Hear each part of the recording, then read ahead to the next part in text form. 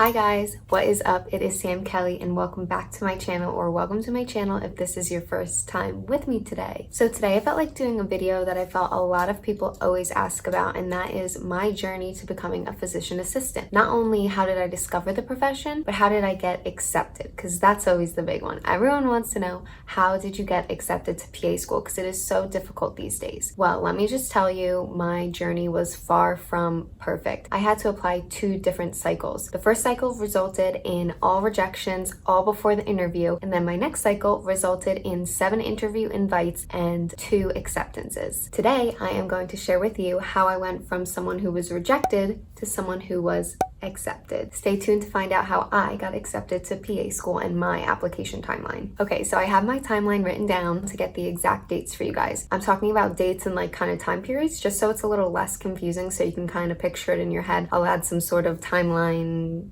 or put months, years up on the screen somewhere so that it'll help you kind of realize what part in time I'm talking about. All right, so I'm going to start from the beginning. How did I find out about the profession? What made me want to apply to PA school to begin with? So I was in respiratory therapy school when I found out about the profession. I did some what I'd call light research. I looked up what it would take to get accepted to PA school, like minimum statistics, what my requirements would be, things like that. And I realized that it would totally be doable for me to do it after I finished respiratory school and after I gained some patient care experience. So after that light research, I put it away and then finished school and started to work as a respiratory therapist. So I graduated respiratory care school in May of 2017, and I started my first job as a respiratory therapist in July of 2017. So during that time where I told myself I'd work for 1 full year, I worked so closely with PAs in our medical ICU, and I saw how smart they were, how much they knew, and it really just kind of fueled my fire to do more heavy research and really kind of get the ball rolling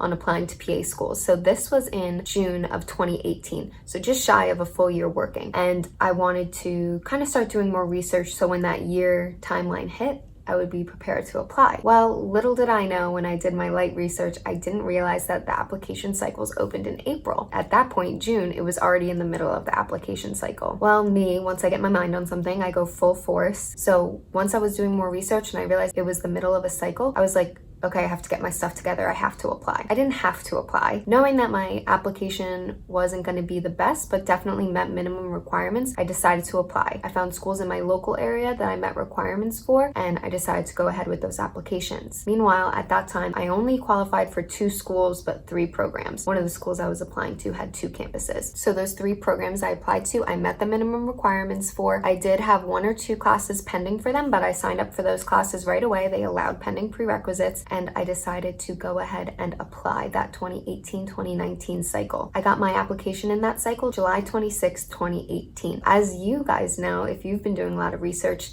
the end of July is starting to get a little late in the cycle, especially for rolling admission schools. And both of these schools, the 3 programs, had rolling admission cycles. So little did I know, but kind of knew it was getting a little late in the cycle and my chances were slightly diminishing. So I told myself to go into this cycle. If you get accepted, how awesome would that be that you could get accepted first cycle? But knowing that it was a little hard to get accepted your first time around and that a lot of people have to apply a second time around, I knew that my odds were slightly lower and I would probably have to reapply again the following cycle. I think that was definitely the best thing I could have done for myself, was not get my hopes up too much. Of course, remain positive, but just know that I would probably have to apply for a second cycle. So because of that, I decided to keep working on my application. I didn't sit and wait for interview invites that I might not have gotten. So that's what I did during that time. After I got in my applications, I decided to keep working on my application for my potential next cycle to hopefully be a better candidate. So before we go into kind of what I did to better myself for the following cycle, let me tell you how that first cycle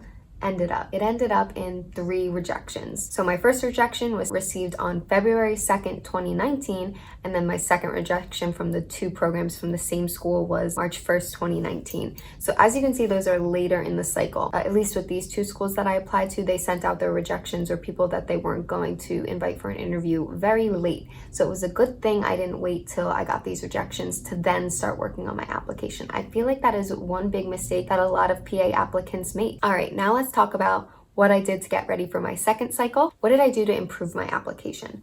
Well, summer, fall of 2018, while I was in my first application cycle, I decided to take more prerequisite classes. Not only were they classes I needed that were pending for current programs I was applying to that first cycle, but they were also more classes that would help me apply to more schools that following next cycle I was planning on applying for. So I took 5 prerequisite classes, all individually online. They were each between 5 and 8 weeks, and I didn't really have a break between them. I made them back to back. That way I could finish all 5 courses by the time I was ready to apply for the next application cycle. I started volunteering a lot more. I volunteered through work, through my community, and then I also shadowed. So like I mentioned briefly, I didn't have any shadowing hours that first cycle. I did emphasize that I worked closely with PAs in my line of work, but that doesn't count. And if you want to know the types of PAs I shadowed, you can check out my Q&A video, which I will link above, so you can see the answer to that question. And then I really honed in more on some leadership projects at work now that I had more time, and then getting my CASPA application ready. So I did a lot of prep work before the cycle opened. I revamped my personal statement and I had my PA resource edit it. You can use the code PATH2PA for 10% off of any of their services that they offer. I highly recommend them. I do think that this is a major part in what got me interview invites that second cycle. I rewrote my experience descriptions. Like I said, I was rushed last cycle. I just did a lot more research on the application cycle. I read a lot of forums. I joined Facebook groups. I listened to podcasts. I lived and breathed getting into PA school for that year. Okay, so that's what I did to prep for my second cycle. Now let's talk about when the second cycle actually started and opened. So the 2019-2020 CASPA application cycle opened on April 30th of 2019. I submitted my application May 14th, 2019. So that is very early. I know I did so much prep work. I was ready to send it in. I felt like my application was 100% ready. And I made the mistake of applying a little late to rolling admission schools last cycle that I decided to then apply very early this cycle just to widen my chances. So when I submitted my application on May 14th, I did not apply to the full 17 schools that I ended up applying to. So I originally only submitted to 7 schools. These were all local schools that I had planned on applying to. I still wasn't ready to branch out and move away from home. So when I talk about the following schools in my application timeline, I'm just gonna call them school number 1, number 2, number 3. That way I don't give away names, but so that we can kind of differentiate between the schools because it gets a little confusing, the timeline. So on June 25th, I received my first interview invite from school number 1, we'll call them. On July 18th, I had that interview at school number 1 and it went badly to say the least. I did prep with a mock interviewer and I felt confident going into it, but I let my nerves get the best of me. Like I said, did not go good. And guess what? The very next day on July 19th, I received my very first rejection from this second cycle. Needless to say, I kind of freaked out. I was not feeling confident in my application anymore. I was nervous I wasn't going to get accepted to PA school. It was going to be application cycle 1 2.0 basically. Like I said, I freaked out and that's when I hit submit on 10 more schools 3 days later. Yeah.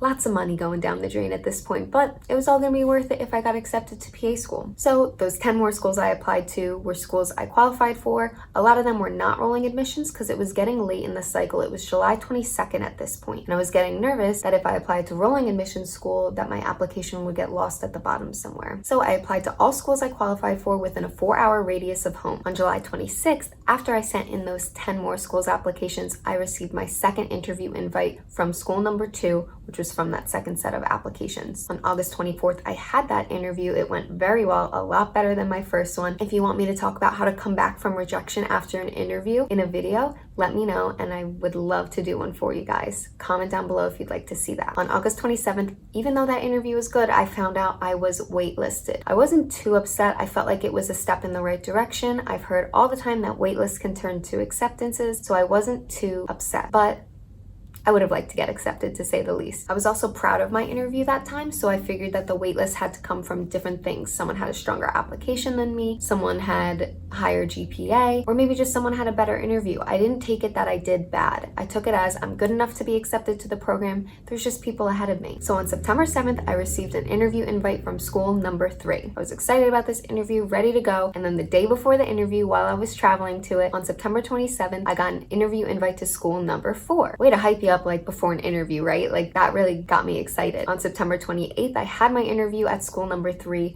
and it went really well. I felt the most confident I did after all 3 interviews. On October 21st, I found out I got accepted to school number 3. I cried when I got my acceptance call. let's be real, it's something you're working for so long. I was so excited. So I committed, I sent in my deposit, and I was planning on going. After that point, I decided to decline my interview at school number 4, the one I got just before that, because I decided I wanted to go to school number 3 more than I wanted to go to school number 4. And then I also removed my application from the waitlist for school number 2. On November 18th, I received my 5th interview invite from school number 5. I decided to accept this interview because this school I wanted to go to more than I wanted to go to the school that I had an acceptance at. It was also a local program in my home area where I didn't have to travel to. I could stay living with my boyfriend for school, so it definitely was more at the top of my list. On November 22nd, I had my interview at school number 5. I also felt like that one went well. Then on December 10th, I received my 6th interview invite to school number 6, which was another local school, and it was my top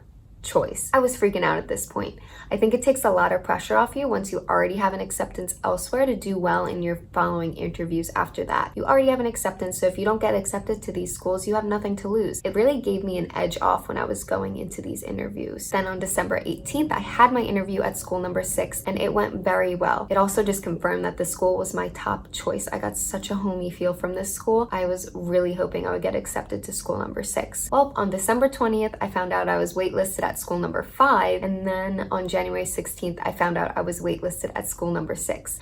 I know, a lot of waitlists, guys. It really kind of puts a damper on things, but I really did look at waitlists as a positive thing. It wasn't a no. It meant there was still a chance, and that's all I needed. Especially, luckily, I had that acceptance at school number 3, which I still really liked and was excited to go to, but these local schools, I really wanted to go to. So even just a waitlist made me so happy. On February 26th, I was invited to interview at a 7th school. This school, I didn't really care for. I declined to interview because I was already waitlisted at 2 local programs and already had an acceptance. I was willing to go to those 3 schools more than I was this school. Then on May 6th, 2020, I got the best email of my life. I found out I was accepted off the wait list at school number 6, which was my top local program. I could not believe that I got accepted off this wait list. So I committed immediately. I sent in my deposit, and I was just so excited to go there. That means I did pull my seat out from school number 3, which I had originally committed to. That way I can make that seat available to someone else who was on the wait list. So I'm so excited that someone else got a call off the wait list and was accepted to school number 3. But now I am committed, and now I am starting this fall at the end of August at school number 6, and I cannot be happier. It just takes one yes, guys, and a waitlist is not a no. All right, guys, there you have it. That is how I went from a rejection my first cycle to an acceptance my second cycle. I hope the breakdown was helpful of my application timeline. Don't forget to comment, subscribe, like, ring the bell, all those things you can do down below over here, and comment down below to let me know what you'd like to see from me and this channel. Thank you to all of you who came back to watch more videos. As always, you can follow me on Instagram at mypath2PA to keep up with me and more day-to-day things as I prepare for PA school. It is coming up soon, and I am so excited. All right, till then, see you guys.